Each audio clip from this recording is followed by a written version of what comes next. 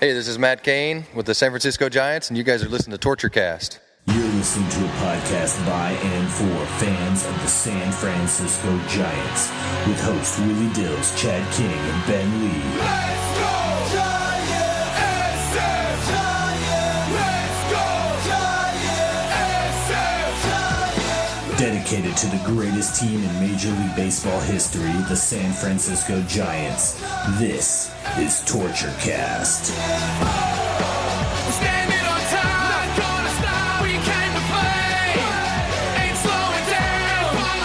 We're here to stay, and we're stomping on whatever's in our way. I'm feeling like a giant tonight. Welcome, everybody, to the Torture Cast, the podcast by and for fans of your horrible San Francisco Giants. That's right, everyone. This is going to be a not safe for work bonusode after the Reds trounced the Giants yet again, 7-3. I'm going to say it. I'm fucking sick of it. There, I said it. This team has absolutely taken a big load of shit and just wiped it all over their bodies. And it's like diarrhea filled with corn. I'm sorry about the picture. This team is just finding every single damn way to lose a game. Romo blew another goddamn save tonight, and I'm freaking sick of it. I mean, I'm on Romo's side. I have been all the way up until now. 5 blown saves through 81 freaking games. He's on pace to blow 10. I don't think Bochy would ever let it get to that point. During the post-game presser today, he actually seemed to almost open up the door to that possibility. When asked by Bags if he thought that he might put Romo on a timeout, he said, I'm not going to answer that. We just played a game, but I'm going to talk to the players and the coaches, blah, blah, blah, blah, blah. So he's not saying he's making a change, but in the past he's always said, nope, Romo's our guy. He's done so much for us. I'm not making a change. I think he's actually starting to listen to it right now. But god damn it, they wasted another good start. Well, I shouldn't say another. Matt Cain's been struggling lately. But a good start by Matt Cain. He got out of some early trouble, but still ended up pitching 7 shutout innings, gave up 6 hits and a walk, and walked off with a fist pump and a yell on a strike him out, throw him out double play. The Giants could only muster up one damn run all game until it gets to the 9th. And what happens? Mr. freaking Sergio El Mechon, I just said that wrong. I don't speak Spanish. El Mechon, El Mechin, I don't give a shit anymore. Comes in, promptly walks the leadoff guy in a 1-run game in the 9th. Then Brandon Phillips comes up. He throws 2 fantastic sliders off the plate, gets him to chase. He rips a foul ball that got too much of the plate, which was kind of a warning sign. And then he just flipped a frisbee right over the heart of the goddamn plate. Brandon Phillips just said, thank you very much, Serge. It's all Brandon weekend. My name is Brandon. Booyah! Hit it out of the fucking park. 2-1 Reds. 2 other guys go deep to the wall. A couple extra feet, could have been a 4-1 game. They were not clean outs, let me put it that way. So the walk scores. Phillips hits a freaking 2-2 pitch, a 2-strike pitch for a home run. Romo's, I'm sorry, he's got to take a break right now. I'm not going to say he's done, he's off the team and all that, but he's got to take a break. They got to get someone else in there, like Casilla. Casilla, I know, just came back, but he looked good again tonight. His ERA's under 2. He's throwing 96, 97 gas. He's got pinpoint control right now. And I know Casilla's had his issues in the past. He had a stretch of blown saves back in 2010, and that's where a lot of people always whine about Casilla. But I don't see a better option right now. You had Machi. He obviously had that incredible streak of 25 and a third innings. But, man, he has been completely hittable lately. He laid another egg tonight. Going to the 11th inning, tied at 2, and he comes in with the bases loaded, gets a strikeout, great job, works the count to 2 strikes on the next batter, gives up a 2-run single. Next batter gives up a triple. Next batter gives up a double. Next batter gives up a single.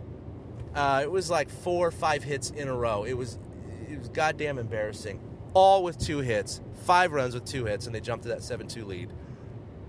I mean, what can I say? Matt Cain pitched his ass off tonight.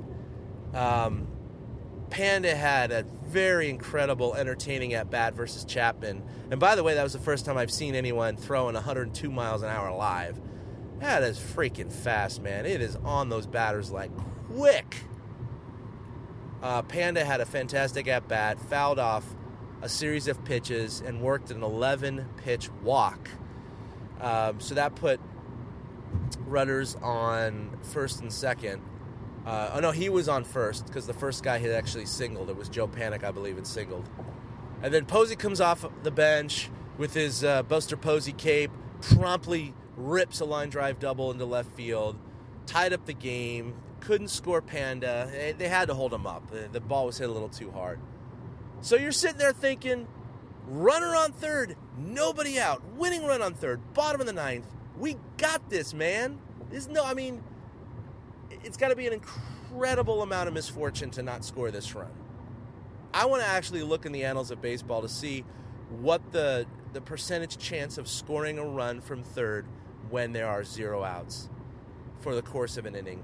And I got to imagine it's well above 80%. I cannot imagine it being below that. There's so many ways to score. Wild pitch, passed ball, base hit, sacrifice fly, error. I mean, any number of those things can happen. A ground ball even fielded by the drawn-in infield if it's a little too left, a little too right, hit a little too hard and squeaks through, off the glove. You name it, there are so many. I mean, it couldn't really do a suicide squeeze in that case because, of course, they're playing infield or in on the infield. But the Giants promptly hit 2 wet noodle ground balls to short, and Duvall strikes out. Could not get the goddamn run home. And the biggest problem I had with that inning, which everyone in the press box had a huge problem in that inning, is the matchup that Bochy went with Chapman. Now, conventional baseball wisdom, of course, says that you put in the righty against the lefty. But in this case, you have Brandon Crawford hitting .336 against lefties this year, slugging over 600. He's hit 4 or 5 home runs against lefties. He has owned left-handed pitching this year. What the fuck does he do? He puts in Arias, cold off the bench, hitting .175 this year. He hasn't had an extra base hit in 100 ABs. This dude is just contributing nothing to the Giants this year. Nothing. And all of us in the press box were whispering, what the fuck? It made no sense whatsoever, despite your conventional baseball wisdom. We got a tweet from someone, a listener today, that said, it's like playing blackjack. When you have a 16 and the house is showing a 7, you still hit. You don't go with your gut in that situation and say stand. And I think it's even worse than that, what Bochy did. Because I think you had a much better chance than hitting on a 16. I think it would be like hitting on a 12 against a 9 even. Like a no-brainer of a play. When you have stats of that caliber, I guess you will, that difference, that disparity between the two. I mean, if Crawford was also hitting 175 against lefties with no bombs or 1 bomb, I would have said fine. But he's absolutely tattooed left-handed pitching this year. Not to mention you lose another person off your bench. Of course, you're going for the win in that situation, so you're not really even thinking about the loss of defense by Crawford. But he was asked that, Bochy was, in his press game conference, and he said that he thought Chapman was going to be too tough on Crawford with his slider and his 100-mile-an-hour fastball, and he thought, and I quote, Arias gave them a better chance. He hits 175 against the league. What is he going to hit against a 100-mile-an-hour fireballer over 100 ABs? 5 at-bats maybe? 5 hits? Hitting a buck 050 maybe against Chapman if he had enough at-bats? Unreal. Just an absolutely frustrating game. Another one where if something could go wrong, it did. And this is Kane getting caned again in the sense of they scored 1 run for him. 1 freaking run. But guess what? They were still in a position to win with that 1 run. So he got caned from both ends. Got caned from the run support end, and got caned from the bullpen end. I mean, he's getting it both ways. He's got some salve to put on those wounds right now. If I were Kane, I'd be hitting the bar right now. I'd be going back to my house and just drinking heavily, thinking, I don't give a shit. I'm not pitching for 5 more fucking days. Let me just get obliterated. I know you guys have never heard me curse like this, but you know what? This is a fan podcast by and for fans of the San Francisco Giants, and I'm reaching my limit. I don't care. I'm commiserating. Commiserate with me.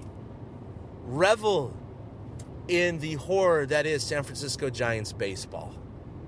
It's an embarrassment right now. And I think the only silver lining, the only bright side I can even talk about is that at least we're not in this position of being the Houston Astros or the Tampa Bay Rays being in last place. The Giants are still in first place. But guess by how much? 1 freaking game. That's right, ladies and gentlemen. Just 20 days ago, just a little less than 3 weeks ago, we had an incredibly large 9.5 game lead. 9.5 games. And they have shaved 8.5 games off in just 20 days. 20 days. It's absolutely, well, I guess 21, so it has been 3 weeks. I've never seen a collapse like this. The Dodgers are playing good ball. I think they're 13-7 in those games. But even if the Giants had been playing 500 ball, let's say they went 9-9 in those 18s. Well, you still add 5 games to that one. They'd still have a 6-game lead in the West, which I don't think anyone would be crying about. Even a couple games under 500, it'd still be a 4-game lead in the West. But this time tomorrow night, the Dodgers could be tied for with the Giants for first place. And that is just going to absolutely torture me, man. But hey, we're fans. This is why we call this podcast Torture Cast. Well, the other fellas named it. They started it before I joined in, but I think it's completely appropriate. It's not an S&M podcast, but for Giants fans, they know what we mean when we say Torture Cast. So anyway, an overall just frustrating game. That 11th inning that melted down after Machi gave up the hit actually looked like they might get out of it. Javier Lopez was on the mound, gave up a double, intentionally walked the next guy. Bruce laid down a bunt down the third base line, and Lopez had a clean shot at third base. You know, Votto is not the most swift-footed of all baseball players, and he was an easy 20 to 25 feet away from third base, and Panda had just gotten back to the bag. Lopez quickly glanced and said, whipped around through to first, and Bochy was asked about that very play, and again, the entire press box was like, what the hell?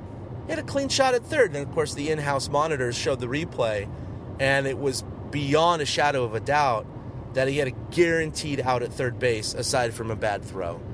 Bochy was asked about that. Again, the writers obviously watch these things. This is why they ask the questions that they do. So I think it was actually Pavlovic from the Mercury News that asked it. But he said, hey, why did Lopez throw to first, essentially? He looked like he had a shot at third. And Bochy was grumpy cat today, man. He was in full grump mode. And I don't blame him for that, but he said, oh, no. Lopez clearly didn't have a shot at third. No way possible. Didn't even give any credence to, well, maybe, but he took the sure out. Well, he might have. He didn't glance up. Maybe he thought that Panda wasn't back to the bag. He just straight up said, no shot at third. And to me, with that play right in front of Boch, he knows there was a shot at third. It almost seems like he was just taking one for Lopez. I don't know what else to say. You know, he's a player's manager, so maybe he was just throwing himself on the grenade in that case. But anyway, a complete cluster Charlie Foxtrot of a game tonight. The last game we were at was the first blown save against the Rockies in the 9th, which then precipitated more losing and more blown saves.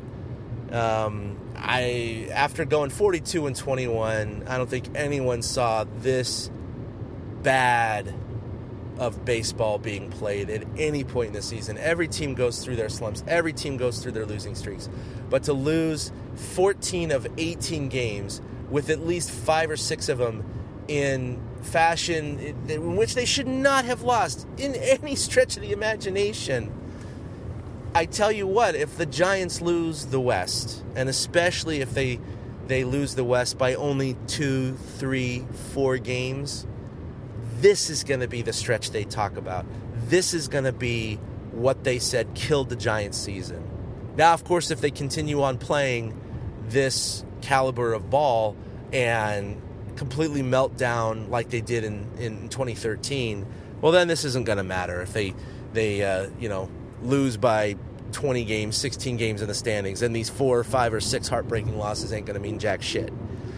But right now it does. Right now it's contributed to their free fall from 9.5 games of glory and wide space. And even a lot of the writers who were skeptical of the Giants were saying, well, this race is all but over. I mean, even I was saying there's no way. I mean, 9.5 games is easily able to be overcome in more than a half of baseball. But the Giants are basically starting the second half, 81 games to go, with a 1-game head start on the Dodgers. So that's what it is, ladies and gentlemen. It's a half season with a 1-game head start. That's what they got. And this dude is 2 thumbs pointing towards a beer soon, even though I'm going to get home about 2 in the morning. So if you did notice, there's a little bit of background noise. Hopefully it doesn't sound too shitty, but I'm driving home on the 101 to Gilroy, trying to commiserate, trying to cope, trying to deal with another heart-wrenching loss. You won't hear this from the regular media types. They're supposed to be unbiased. They're supposed to be objective. But I ain't paid to do this, so I'm going to be subjective. I'm bleeding black and orange tonight with a little bit of puke mixed in, maybe a little diarrhea, a little bit of bile, other bodily fluids. So they dropped another crapper tonight. You can follow us on Twitter at TortureCast. I wrote a post-game, post-mortem, if you will, on torturecast.com. So go ahead and check that out. I covered a lot of the things that I talked about tonight, without the swear words, of course. Other than that, you can follow me at ChadK21. You can follow the absent Willie Dills and Ben Fried Lee, who could not make it tonight, at Willie Dills and at Fried Duck. As always, keep in touch, fans. We'd love to hear your emails. You can email us at torturecast@gmail.com. Tweet us, send us pictures, naked or otherwise. I don't give a shit anymore. We need a distraction. We need something else to talk about. Any fun gifts, whatever you want. Any bad stories about how Panda refused to sign an autograph for your kid. We'll take anything at this point. We need a distraction. Squirrel! We need something to right this ship. So the no-hitter I thought was going to do that by Timmy a few days ago. That feeling of peace, harmony, and righting the ship is long gone. It's nowhere in the ballpark. It's somewhere in the East Coast right now. It's definitely not here anymore. So Giants need to salvage 1 game out of this 4-game series like they did against the Nationals so they can avoid being embarrassed further by being swept by a visiting team at home. Then they got a pretty tough time of it as the Cardinals come into town. And then July and August are going to suck, man. Most of those games, well, I shouldn't say most, but a good portion of those games are on the road. They had most of June at home, and they are not capitalizing on it whatsoever, losing, I think, 10 out of their last 12 games at home. That's unreal, man. I mean, how does a team that is this good lose 10? I think it's actually 11 out of 13 games at home now. 2-9. Who does that, man? Who does that? These guys. So follow us, tweet us, engage, give us some money. No, I'm just kidding. We don't have one of those fundraising sites. We'll pay our own bills, god damn it, because we like to, and that's the way it's going to be. So I bid you adieu, and keep on keeping on, Giants fans. Don't give up, even though I might just tomorrow. So for the absent Willie and Ben, this is Chad signing off, and we'll see you on another future episode of TortureCast. Boom. A big thank you to everybody for listening to the TortureCast, the podcast by and for fans of the San Francisco Giants. Follow us on Twitter at TortureCast. You can also like us on Facebook or check out our blog at torturecast.com. I also want to say thank you to Ashcon and Bailey for letting us use their song Feeling Like a Giant for our intro. For Ben Lee and Chad King, my name is Willie Dills saying, we'll see you next time.